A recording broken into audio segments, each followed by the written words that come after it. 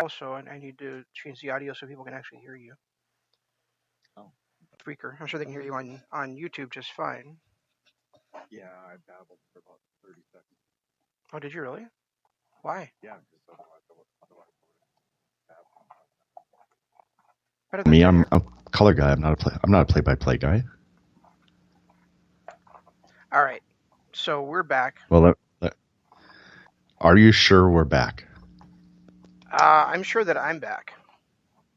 But we've already had At least 3 issues in 15 minutes trying to get this thing going. So if my internet cuts out again, I think we'll take it as a sign that this is not the night to do a show.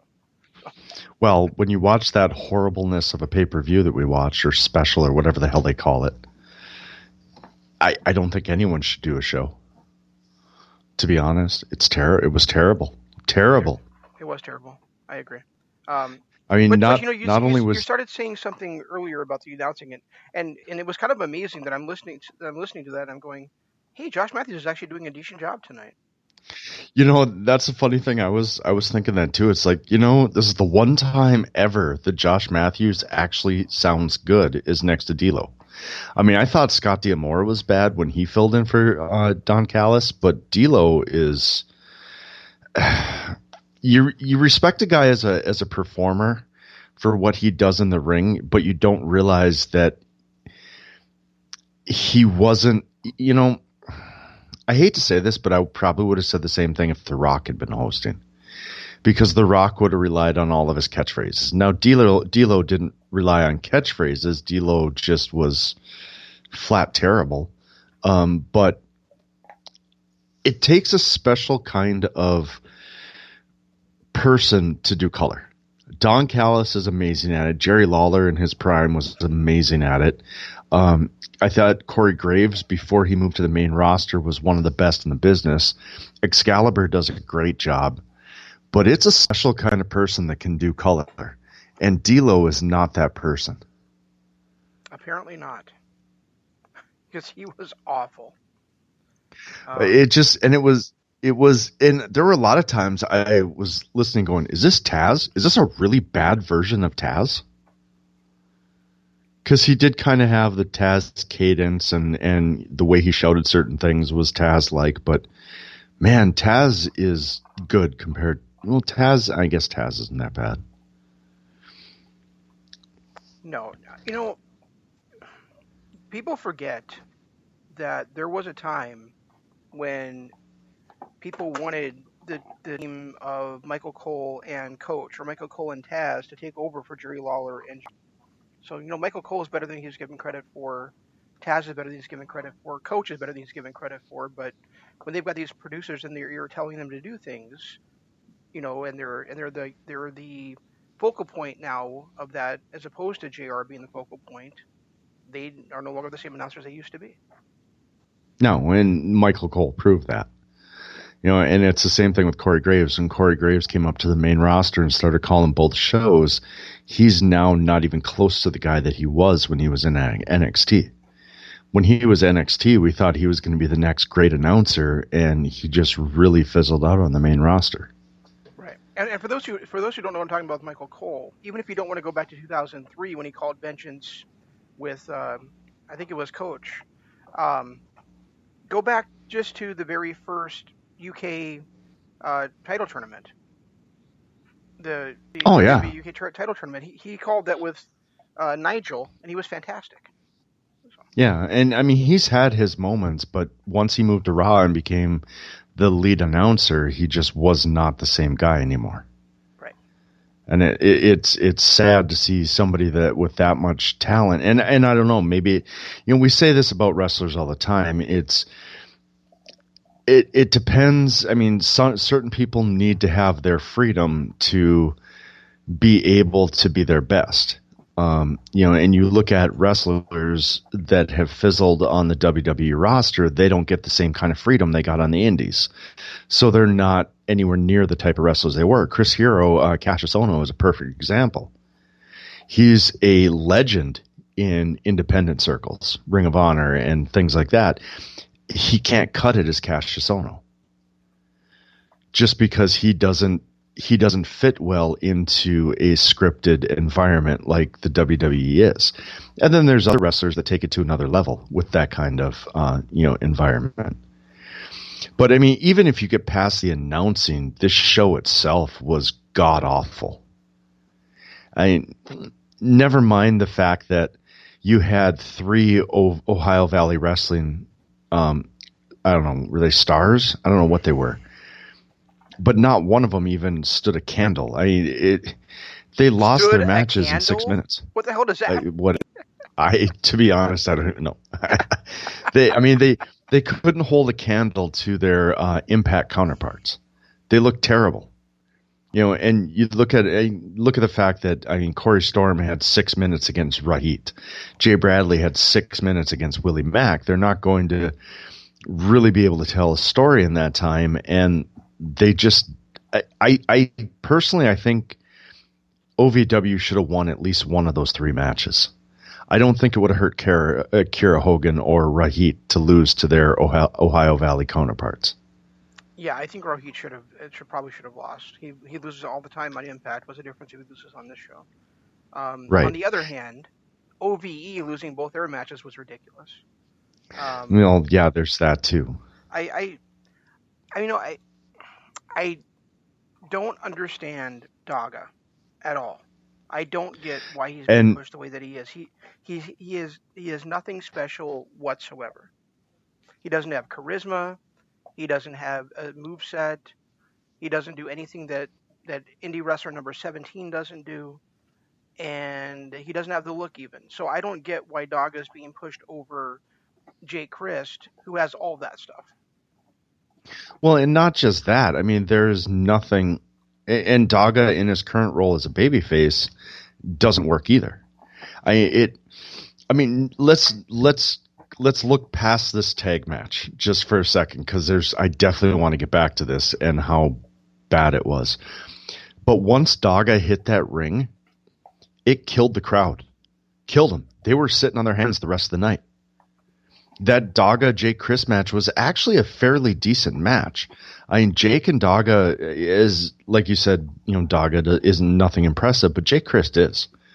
Mm-hmm. And I felt like they told a decent story. I felt like Jake did everything he could to get anything out of Daga.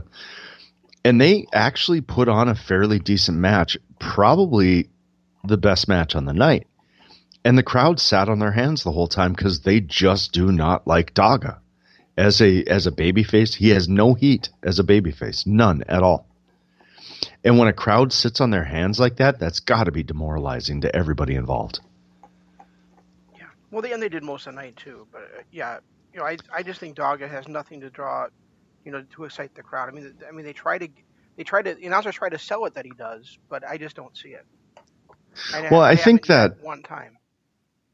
And I haven't either, all the way back to his MLW days. I've never seen anything special in Daga.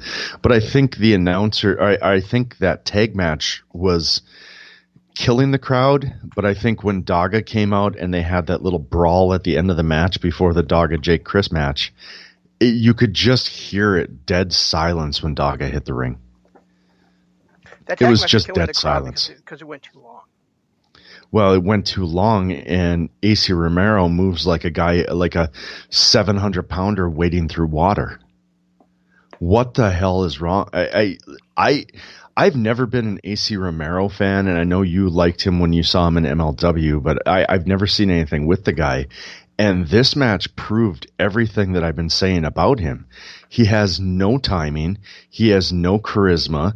I take that back. He does have charisma, but he has no timing at all. And he just does not know how to sell a move. Watching him fall into Dave Crist's feet was one of the most painful things I've ever seen. And how long was Jake Crist up on that apron trying to get the referee's attention while AC Romero was wandering around the ring trying to play to the audience? Mm-hmm. It was god awful watching him. And I swear to God, he comes to the ring and they're touting him off as being, smooth and he can fly with the cruiserweight or with the X Division stars and all that. But then you watch him in the ring and he's literally in slow motion. I feel like he's gotten worse since he left MLW and joined Impact. That's a possibility. Maybe he just doesn't have his drive anymore. I don't know, but man, this was a clunky mess of a match. I still feel like AC Romero, and I hate calling him AC. I mean, Ace was just fine. I don't know what the hell they had the Y to his name. Because they already have an ace on the roster who's a star. Well, then call him something completely different. Call him Romero. Right, I don't care. Change his name completely to Big Guy Who Can't Walk. BWCW. Well, I mean, that's right. Big man crashing campus. Yeah, he was terrible. I'm watching this match and I'm just cringing every time he goes to do a move because he literally looked like he was in slow motion. And no matter... My thing with him, and I told you this before, and I've said on the show before, it's not so much that I like his character, I like his high flying stuff. I just think that he could be like the next Big Van Vader if they would cast him correctly. Right. Give him a manager, have him work short, quick squash matches, destroying people, and eventually build him up when he's ready for it. Well, he does have. I mean, we saw it in MLW. Who's also a man, But we saw it in MLW. We saw it a little bit when he first came to Impact. He actually does have the ability and some agility to fly around the ring. It looked like he just didn't give a shit in this entire match. He was complacent. He didn't seem like he really wanted to get kicked in the face. So he was like, oh, I'll just kind of go to one knee and slowly fall into the kick and see what happens. It probably doesn't help that his tag team partner is somebody named Larry D, who looks like Otis Dozerman's little brother. I didn't catch that, but you're correct. But I mean, it's like Fulton. I mean, we've raved about Dave Christ and Fulton. I mean, well, not Dave so much as Jake, but even the Chris brothers, when they're in a tag team together, are really, really good. And Madman Fulton, we've raved about how good he is, and they did what they could.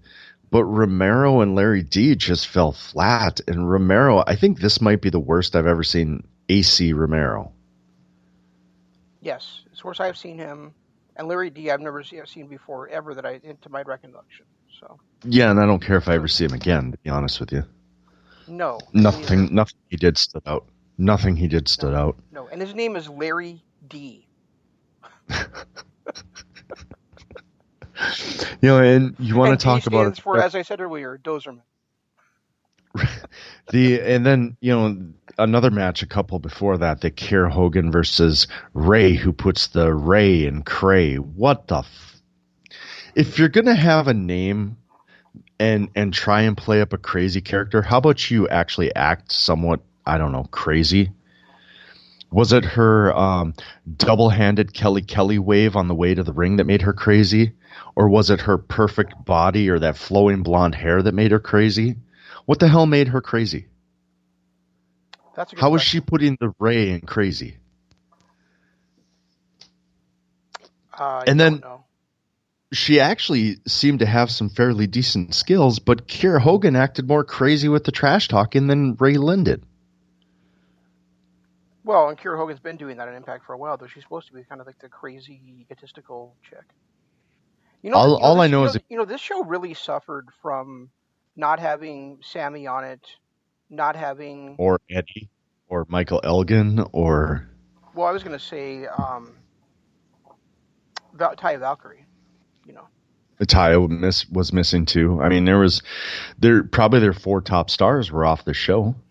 I know, but I think if Taya, if the star, if the star power and charisma of Taya and Sammy would have been here, would have helped a lot. Well, or even like they mentioned in, I think it was the Moose Rhino, that there's a 4 out of 5 fall match thing with Michael Elgin and Eddie Edwards. Why wasn't that on here? Why wasn't the 4th match on here? Why do we have to wait for Impact for that? That match alone would have raised this card. Yeah, and there was other things on here that were missing too, like the Great Gama not being there with Rohit. Oh, they talked about him 755,000 times. Susie and the minister not being there with Jessica Havoc. It felt like a house show just because they didn't bother bringing all the talent out there to support the other talent that was there. And not only that, but the bad production, the backstage production. I didn't hear a single backstage promo, not one. I have no clue what any of them said. But they were definitely had audio problems, and it was delayed, and yeah, it wasn't good. And we've had this experience with a few of these, but I thought that main event looked really good considering that they've had an ongoing issue, the champion versus champion thing. So I thought, well, it's worth at least watching just to see that.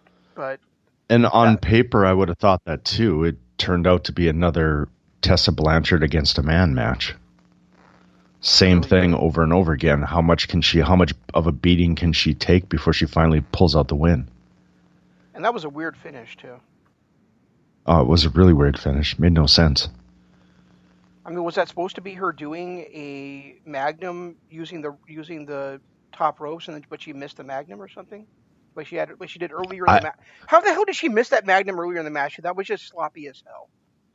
Well, the ending of it just she should have showed it that she knocked herself for a loop too, because you can't just like slam yourself back on the mat and act like nothing happened to get back up and do it over again. Well, we talked about this before in the last week with the NXT match. People can take these horrific finishers getting dropped on their head and kick out, but then the simplest of move is what knocks them out. Like with Ciampa, it was the title belt to the face by Gargano, which knocked him out. In this, it was Ace Austin taking a face bump on the top turnbuckle that knocked him out. Mm-hmm. But yet he took a Magnum, he got dropped on his head a few times, got kicked in the face. None of that. He was able to kick out of all that, but a simple little snake eyes on the turnbuckle is what knocked him out. Yeah, knocked him out so that he threw his legs above his head like a bitch. Yeah. Right. Yeah. And that tag title match, it could have been good, but it wasn't. It had its moments. But again, it was. Well, it was 20 minutes long, which is about probably 10 minutes too long. Too many hot tags. How many hot tags did the Rascals have? At least 3. And typically in a tag team match, you get the one hot tag, and that's the end of it. But they had at least 3 hot tags, 2 to Wentz and 1 to Trey. And then you have the whole thing interfering at the end of it, which made no sense, because even if he's feuding with that team, why wouldn't you want them to get the tag belts? So while you're feuding with them, you have a shot at the tag belts. Well, yeah, I mean that's a loophole too. As much as I love Ethan Johnny Page, Gargano last week, why would you want the guy that you want to feud with to be the champion? Right, exactly. And it's like, as much as I like the North, Ethan Page and Josh Alexander, they are really playing up this all-ego Ethan Page to the point where some of the stuff that D'Lo was saying just doesn't even make sense. But it was D'Lo saying it. But, well, I mean, I guess there is that.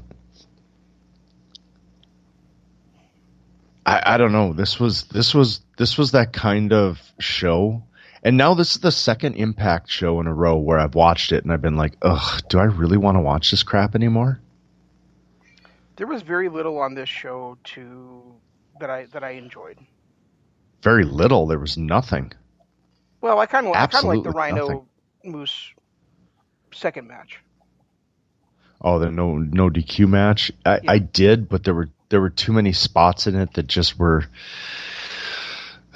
It seemed like they were just done to get the crowd pop with the hammer and the staple gun. And, I didn't mind the whole, okay, Moose is saying, let's make this a no DQ match now. Or Rhino, I'm sorry, is saying, let's make this a no DQ match. But how many times this year have we seen Moose say, I'm not going to do this, and kind of try to walk out on the match? Yeah. I thought that was that was kind of a nice carryover from him doing that on that other show that we saw. Maybe eventually he'll keep doing that, but somebody will come out and stand up to him and force him. I mean, I'm sure they're not creative enough to actually do that, but it would be if they carried that on and did that. I mean, if you look at it in that aspect, because the last time he did it was against they were the New York. They were wrestling against some team in New York, and it was a three-way dance No, it was with a him. triple threat match for one of the New York championships, and you just kind of walked out like you didn't care about winning that championship. Right, and this one was against Rhino in one that he actually had a promo saying he was going to end the rivalry. You don't walk out and say you're too good for a match when you're trying to end the rivalry earlier in the night. Well, I guess if you like hit the guy hard enough in the nuts that he's never going to be able to walk again, or have babies or perform sexually. Yeah, but he walked. Rivalry. He walked out before. Well, that's good point. Speaking of, where the hell was Rob Van Dam? Isn't he the guy they're trying to build the damn promotion around lately? I thought so. This would have been a good throwaway special for him to be on. He didn't even make an appearance. It really felt like they kind of went with their B team against this. It really did. They're just like, yeah, we're not even going to bother. Let's just throw a few guys out there and see if we can get some buys. And just when I was thinking like 3/4 of the way through this, this might be the last Impact Plus special I cover for a while. Then they throw out the fact that the next one's going to be a lockdown. So. Yeah, and man, if they have this same kind of booking, I don't know that I care. Well, I'm going to watch it at least. I can't watch AC Romero in another match. Yes, you can. I can't. I can't do it. I can't do it. Oh, do I have to? Luckily, and I don't know if you've seen it yet or not. How much AC can Jeff watch if Jeff could watch AC? None. Ugh. Gouge my eye out with a spoon, because if I'm going to be in that much pain, I might as well do it myself. Oh, and then you make me think of Alan Rickman with that. That was a Lewis Black joke, actually. Oh, was it? Yeah. Well, remember there was that in Prince of Thieves. He says he's going to cut Robin Hood's heart out with a spoon. Okay. And then his second is like, why a spoon, sir? Why not a knife or a fork? Because it's dull, you idiot. It'll hurt more.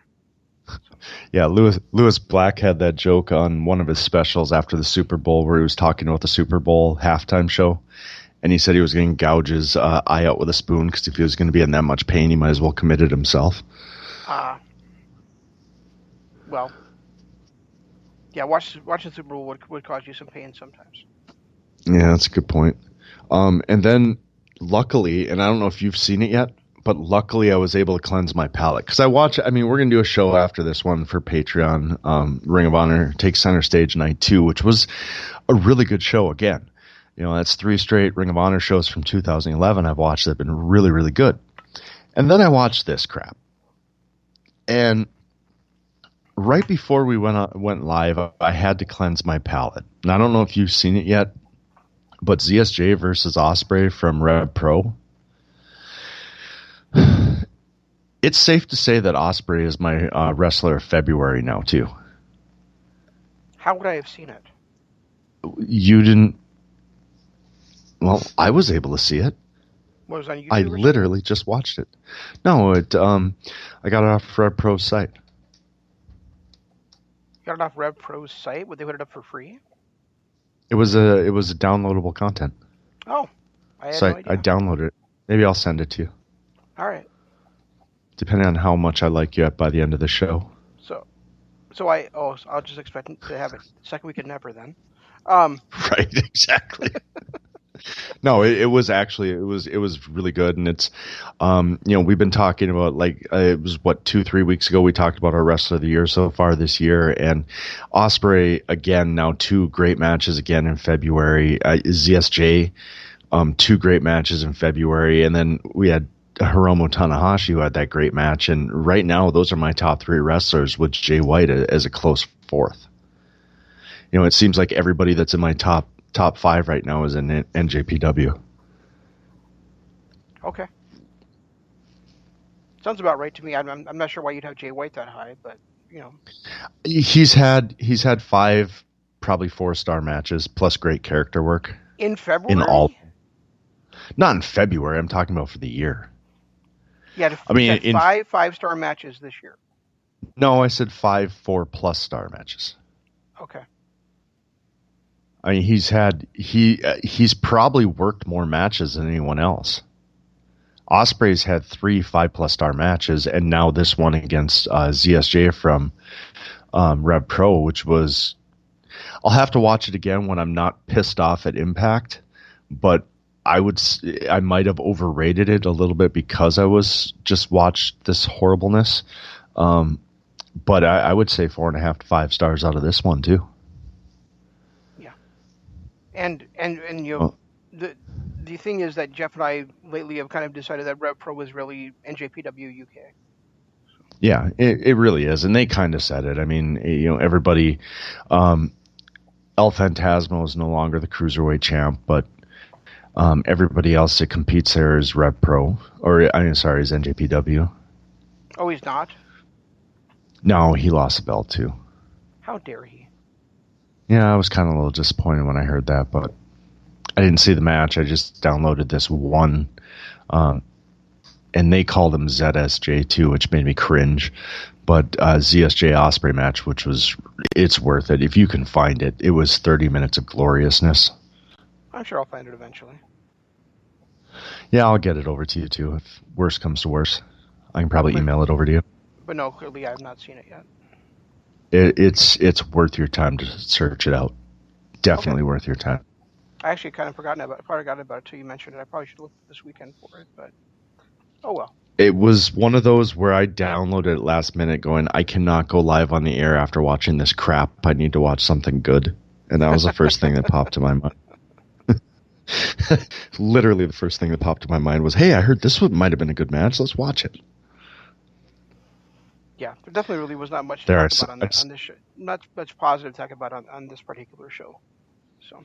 No, and it's sad because I was really starting to get into Impact towards the end of last year and the beginning part of this year, and it's been ever since watching that the last show we watched, which I felt like was really, really poor, especially with the Sammy versus Tessa as the main event when Tessa won it. It's just been ever since then, everything I've seen from Impact has not been good. And honestly, it doesn't really help for me that they've been in Mexico again for the last batch of Impacts, because those shows never appeal to me. Kind of like when MLW was in Chicago. Well, MLW felt like it was always in Chicago. Well, all I know is you could tell when they were in Chicago because they had that constant horn going whenever they were in Chicago. Yeah, I just think Impact uses too many luchadors when they're in Mexico. And it just feels so disjointed. Yeah, it just feels like it almost feels like they keep having Impact Plus specials because they're having guys on there that are not regular parts of the roster. The problem that you run into when you start doing stuff like that is you can never develop characters. It's one of the issues that I've had with AEW is their characters aren't, and of course they've kind of course corrected a little bit and gotten their characters on in promos and some vignettes and things like that. But in the beginning of AEW, you would go weeks without seeing. You'd have the same cast of 4 or 5 people on every single week, but then everyone else was kind of a rotating character. And you can't build a core audience when the people that you're trying to pump up are always up against nobodies. Right, and that's what I said about Riho. Remember, is that for the first few weeks she was on every show, and then it was like nothing. She might be on every 3 or 4 weeks then, and then it was like, what the hell are you doing with her? She's your women's champion, but we never see her. And so by the time that they booked Nyla to beat her, it was almost too late because she was basically a lame duck champ at that point. But they were able to turn that into something good for Britt Baker. At least Britt Baker is somewhat watchable now. Granted, I'm not a fan of her bad-mouthing the announcers to make her heel turn, but at least she's somewhat interesting now, instead of just being another random babyface. Did you Yeah, say Chelsea Baker. Okay. Yeah. I was confused there for a second who you were Yeah, talking about. that's who I meant, Chelsea Baker. Okay. Britt Green. No, Britt Green is the one on the NXT. Chelsea Baker is the one on AEW. Oh, okay.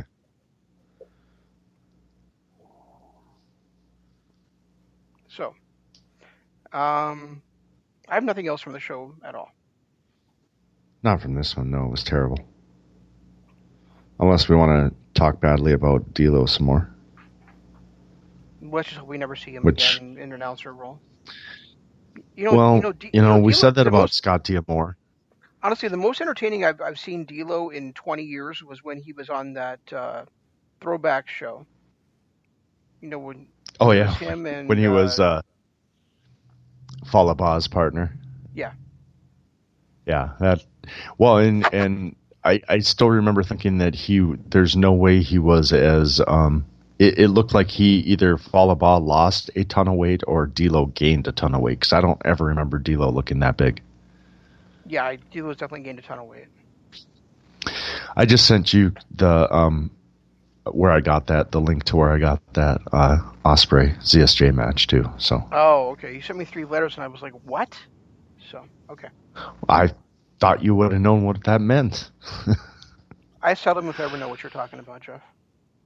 Yeah, that's a good point. But they have that. That's where that singles match is, X. and it's just the match too. Oh, really? Okay. Yeah. Not the show, but the match. Okay. Yeah, I tried to find the full show because I really wanted to watch it, but I couldn't. It was just that single match is the only one that was on. Okay. And there should be a 4th letter there that's a T at the end there, right?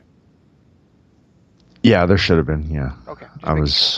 Just so I know exactly what you're talking about.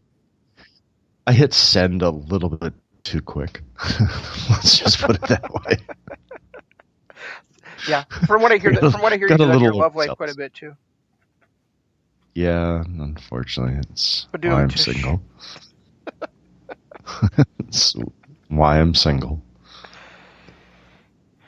All right, so yeah. Well, So yeah, I got nothing more on this crap. Yeah, me neither. And we got Revolution coming up this Saturday. And I want to be honest with everybody out there. I got a tweet or a direct message from Imp asking me about doing the Aftershock for Dynamite this coming Saturday. And honestly, I just can't afford it. So, for those of us here in the United States, Dynamite is, the AEW pay-per-views are $40, $50, $60 depending on which one it is, and I just can't afford it this weekend. So unfortunately, I won't be able to do the Aftershock show this coming Saturday night with him. I'll probably hit the replay for like $20, but I can't afford $50. Not a chance. Exactly. So we'll have it watched before the. Luckily, in the States, they do that where they give half price for the replays, so we can actually watch it. But I can't afford $50 for a pay-per-view. Yeah, me neither. I have shelled it out for the last couple, but I just, I got a couple of trips coming up. I had some expenses I wasn't expecting, and I just can't do it. So.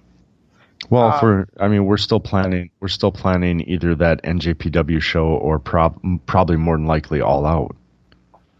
Right. That's one of the trips I'm planning, and I'm also planning. Yeah. So guys, it'll probably end up that I'm driving to Chicago 2 straight weekends, once with my wife and once with Jeff, in late August and September. So.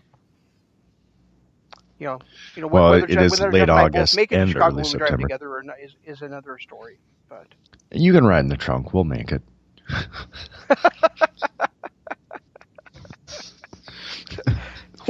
Just give me some water and a bucket, and I'll be good. Bag of beef jerky, you'll be good. I'll make sure to turn the speaker on, and I'll play you some Kiss. Beth, I hear you calling. Oh, come on. I made it through last night without hearing that song, and now you're going to sing it? God. Well, you had to hear it from me because that way it's twice as good. Oh, okay. That's it. So this is why you're riding in the trunk. Sing Beth to yourself.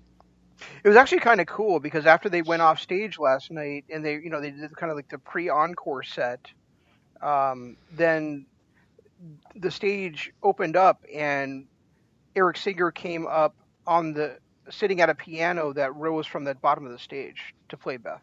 Oh. So it was the first of the 2 encore songs. So.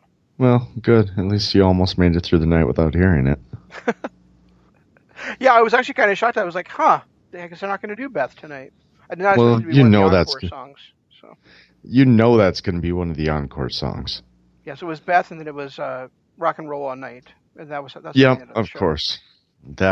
They always save the 2 best songs for the encore. Every Legends concert I've ever been to has always done that. Well, Kiss always or not the up. 2 best songs. Yeah, well, Kiss always opens up every concert with Detroit Rock City, right? Of course. Yeah. So. Of course they do. So they start and end the show with their best 2 songs. Yeah, and they have to put their most popular song as an encore. Not necessarily their best, but their most popular. Pretty damn short song too, honestly.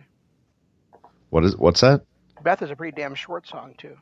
Thank God it's not short enough. Could take another minute and a half off that and I'd be happy. Tell everybody where they can listen to us at, Jeff. Wait, Revolution. We got to talk about that real quick. We do? Well, aren't we? Well, wasn't that like a plan? We only had 9 minutes left it was the plan. We only have 9 minutes left now. So. Didn't we talk about it really last week? There's only 6 matches announced. 5 of them are singles matches.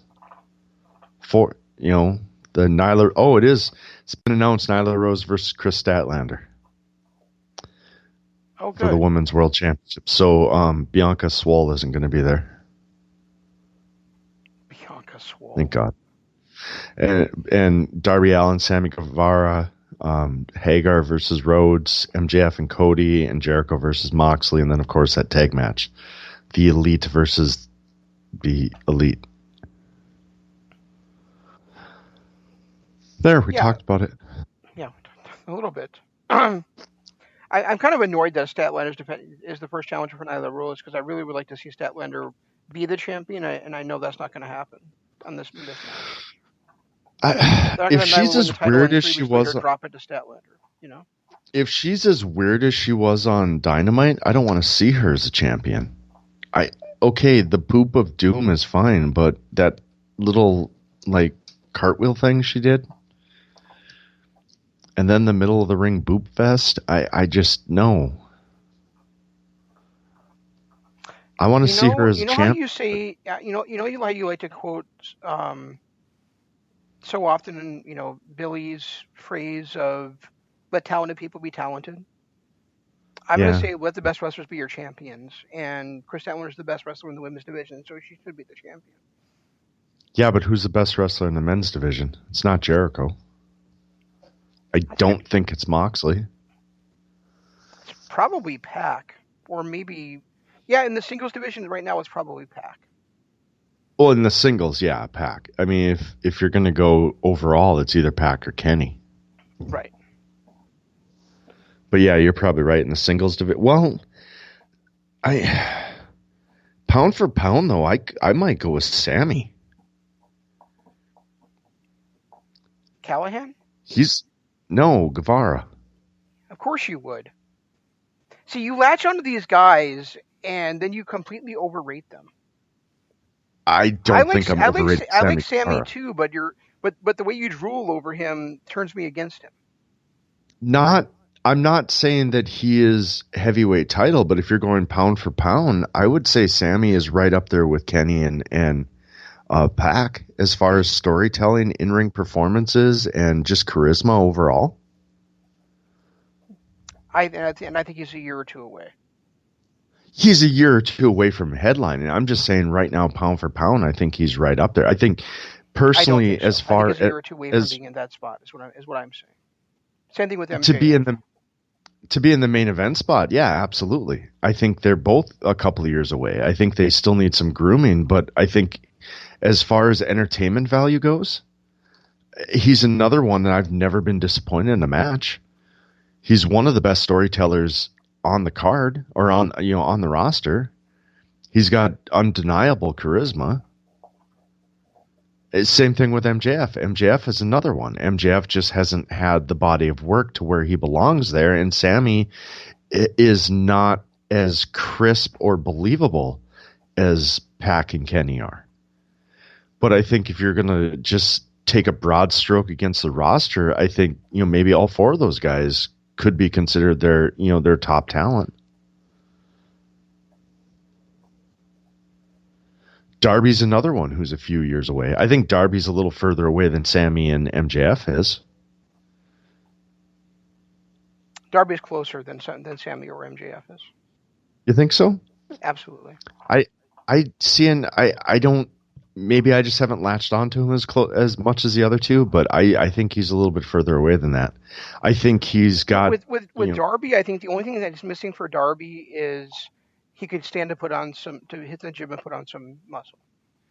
Other than that, I think he's got everything. I think he needs to get out of his mold too. The problem is I've not seen him wrestle a different match. All of his matches kind of tell the same story. And until I really see him, go out of his way and do something different, I guess I don't know for sure. See, and I think MJF is great on the mic, and he's got a great charisma, but I'm not sold on him whatsoever in the ring.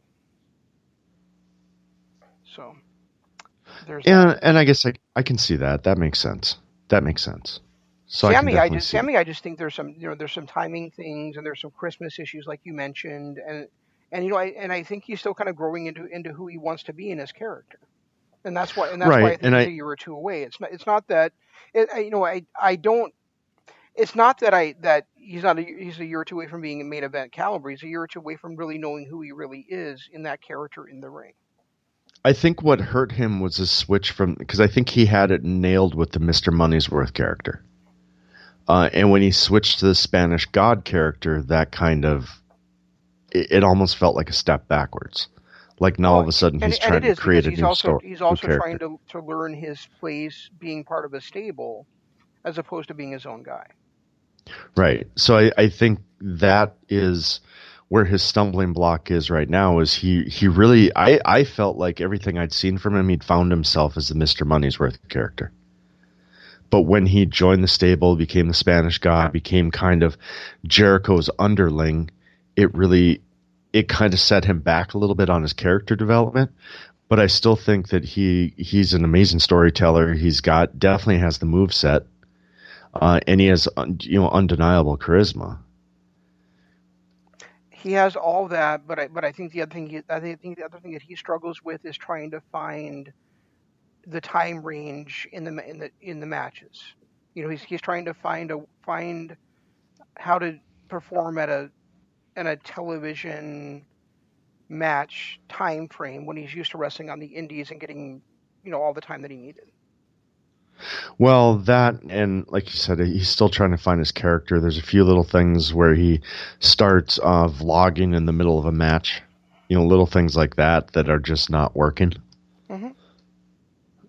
And those are things he needs to figure out. But I mean, when you look up and down this AEW roster, there's some good, there's some bad, but ultimately on a week for week basis, there's really only four guys that really stand out for me, and it's those four that I've talked about. And I will not put Cody in there until he can wrestle for the championship. No, God no. Until I start seeing Cody. I don't know. This MJF feud has really turned me off on Cody. Like, I was really, really high on Cody last year, high on him the beginning part of this year. In 2018, he was one of my favorite wrestlers. I just think the way that they've portrayed this MJF feud has really kind of almost turned me off. I think Cody is the best old school storyteller on the planet. As far as I'm not going to disagree with that. But you're right. I mean, I don't like the way the feud with the MJF has gone. And I don't think that you can I disagree with AEW's ranking of Cody because he can't wrestle for the championship. And so I'm not going to say he can be one of the top 4 guys in the promotion when currently he can't be the top guy in the promotion. Well, that and the fact that he literally turned his back on the Elite. Now, he was the one that came out and said, I don't know who the Elite is anymore. We've got this guy running, fighting this guy, and these guys fighting this guy, and this guy. I've got no friends anymore. But Hangman Page is the one that everyone is saying, oh, he doesn't want to be a part of the Elite. How come nobody ever mentions the fact that Cody literally turned his back on the Elite and went his own way? Yeah, it's a good question. Speaking of which, I know it's probably not going to happen because the Bucks are probably going to win the tag titles on Saturday night. But I would love, not. But I would love for Hangman and Omega to hang on to the championships and face the Brotherhood at some point for those titles. God, that wouldn't be bad. Either Brotherhood or Hybrid 2. I'd like to see them in a feud with Hybrid 2. Yeah, but I think the Brotherhood is a more high profile match for the two, and I think these two teams that may not last very long together would be fun to see that while it lasts. Yeah, I know we're up against it here, but I want to bring this up. I saw somewhere that this heel turn by Page is not a heel turn against Kenny, but a heel turn with Kenny, where both Page and Kenny are going to turn heel against the Bucks. I don't think it's a heel turn at all, so I guess we'll see. But I'm just, how does that, because we've been talking, it seems like this slow burn Hangman Page, but he's one of the more over guys on the roster.